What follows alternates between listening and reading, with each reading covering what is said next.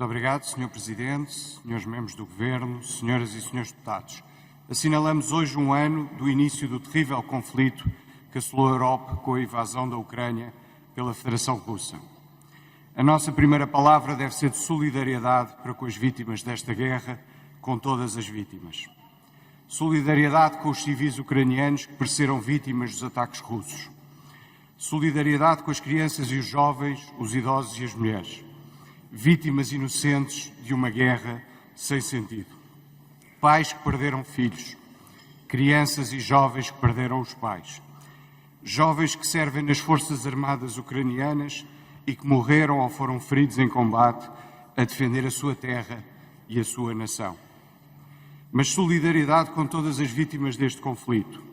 Quantos jovens russos foram obrigados a combater numa guerra que não desejaram e que não compreendem nem apoiam?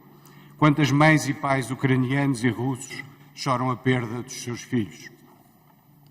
Faz hoje um ano, o ditador Putin lançava os exércitos russos na invasão da Ucrânia. Muitos, a começar pelo próprio Putin, acharam que a guerra seria rápida e que a Ucrânia cairia ao fim de poucas semanas. A resistência e coragem heroica do povo ucraniano mostrou que estavam errados. Hoje homenageamos também essa resistência e coragem.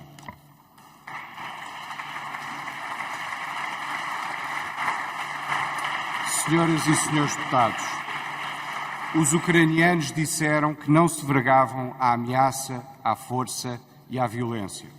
Os ucranianos disseram que resistiriam ao invasor, se necessário por anos, se necessário sozinhos.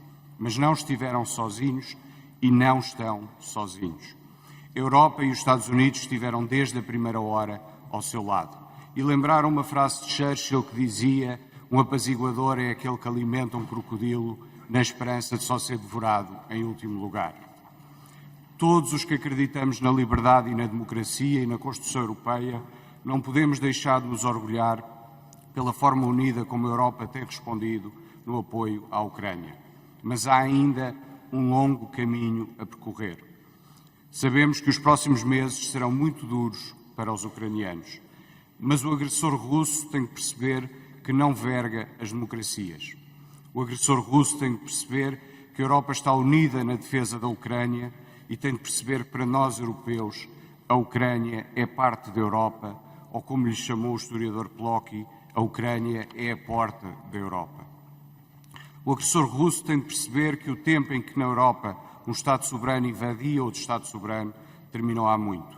O agressor russo tem de perceber que, embora a guerra fosse uma recordação longínqua, que as nossas gerações leram nos livros de grandes historiadores, não é por isso que a resposta da Europa não é firme e decidida.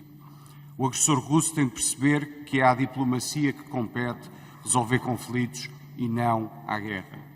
O agressor russo tem de perceber que a tolerância e a abertura das sociedades democráticas ocidentais são a sua força e não a sua fraqueza.